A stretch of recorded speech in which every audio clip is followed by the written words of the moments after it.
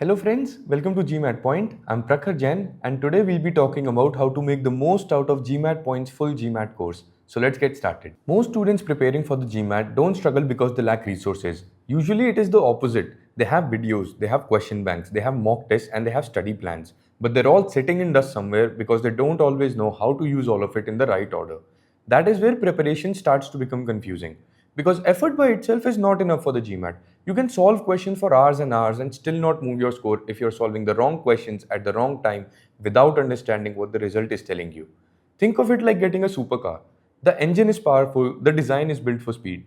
Everything you need is already there. But if you don't know when to accelerate, when to slow down, and when to shift gears, the car never performs the way it is supposed to.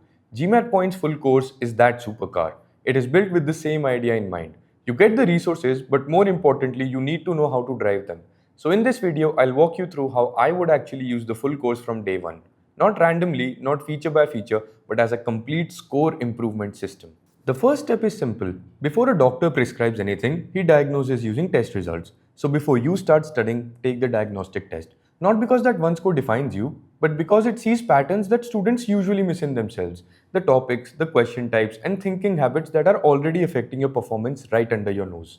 This is your starting map. Before you start, it asks you to select 3 schools that you're aiming for to compare your score with later. After the test, it tells you where your weak areas are and it gives you the first version of what needs attention. Then, take one full-length mock under proper exam conditions. The mock tells you something different. It shows you how you behave with time pressure, fatigue, and decision making across the whole exam. Maybe your concepts are fine, but your timing breaks. Maybe you are accurate when relaxed, but start rushing under pressure. Maybe one section affects the other because your energy drops. That is what the mock reveals. Together, the diagnostic test and the mock are not the main preparation, these are your entry points. This is a simulator before you sit in a real supercar. They tell us where you are starting from. The real value begins after this, when we use that data to decide what to do next. Now, this is where mentorship becomes important. Because a report can show you what happened, but it cannot always tell you what decision to make next. And that decision matters. Two students can have similar scores and still need completely different plans.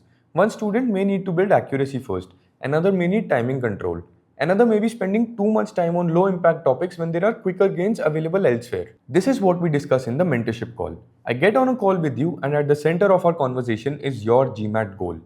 I'll personally take your diagnostic and mock scores, practice data, target score, dream schools, timeline, and current level, and turn all of that into a plan that actually fits you.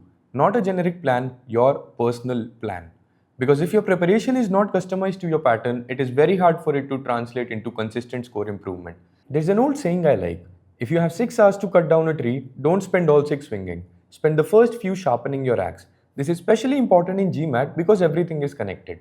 Accuracy affects timing, timing affects decision making affects confidence, and confidence affects your performance. So the plan is not just about what to study, it is about what to fix first. This is the part that many students miss.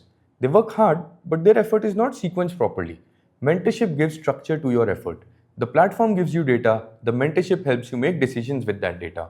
And when those two work together, your preparation becomes much more focused. Once the plan is clear, you move into short-term improvement. This is where you start fixing the weaknesses that can give you the fastest score improvement. Start with concept videos, but don't browse randomly. Go directly to the topics your diagnostic mock and mentor plan have already identified. The idea is not to watch everything for the sake of completion.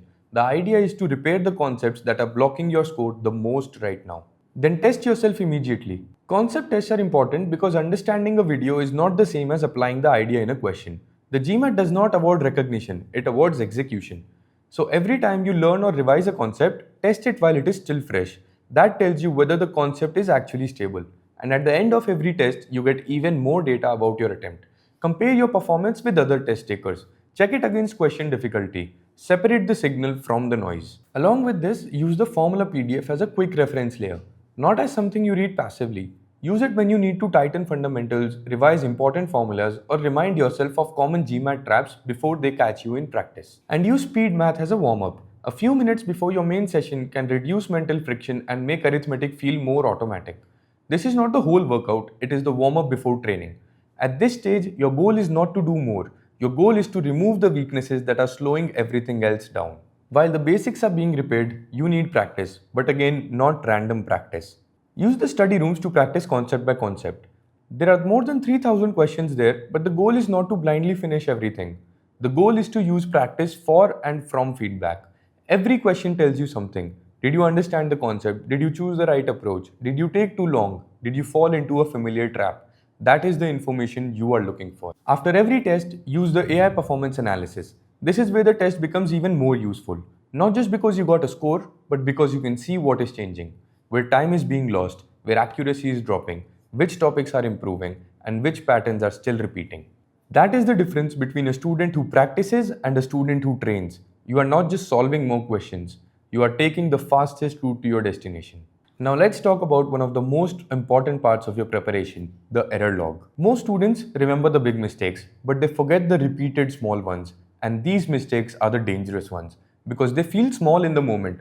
One careless error here, one timing mistake there, one topic you thought you had already fixed. But across weeks of preparation, these patterns decide your score. The error log tracks your weaknesses across your entire engagement with the platform, not just one test, not just one session, your preparation as a whole.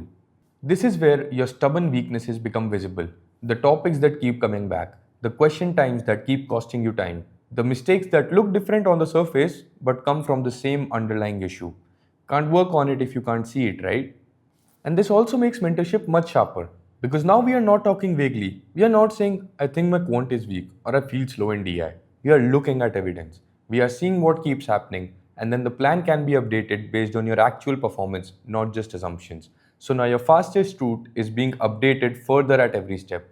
That is why the error log is not just a record of mistakes, it is the entire memory of your preparation. For data insights, there is one skill students often underestimate: visual interpretation. Most students can understand a graph if they have unlimited time, but in the actual exam, you do not have unlimited time. You need to look at a visual, understand what it is saying, ignore what does not matter, and make a decision quickly. That skill needs training. This is where our GMAT specific visual library comes in. It is not just another place to solve questions, it is a way to build visual familiarity.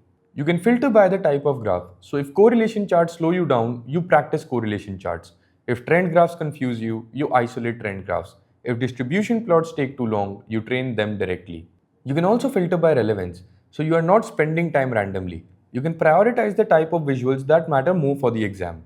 That matters because DI is not only about calculation, it is about reading speed, it is about filtering, it is about not panicking when the screen looks complicated. Now, over time, the visual library builds intuition. You stop treating every graph like a completely new puzzle. You start recognizing structures faster, and that gives you a real advantage in data insights. Once this system is in place, your daily work becomes much clearer. You do not wake up wondering what to do. You start each day with one target, one concept to repair, one test to analyze, one weakness to attack, and one chart to improve.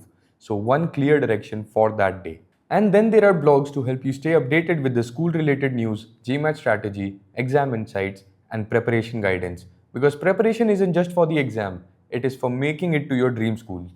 These smaller layers keep you aligned. The free byproduct, you're still reading. The point of GMAT Points Full Course is not just that you get many resources. The point is that the resources are connected. The diagnostic and mock show you where you are. Mentorship turns that into a personal plan. Concept videos, concept tests, study rooms, formula PDF, and speed math help you execute that plan. AI analysis shows you what is changing. The error log shows you what keeps repeating. The visual library builds the DI intuition. Both a human and an AI update your strategy in real time. And that is how preparation stops being random. It becomes a feedback loop. You act, you measure, you correct, you improve. And if you use the course this way, you are not just studying harder, you are making better decisions every week. And in the GMAT, better decisions are what move your score. If you want to access a full course, blogs, and formula PDF, the links to them will be in the description. Share this video with your GMAT aspirant friends, and I look forward to speaking to you about your prep soon.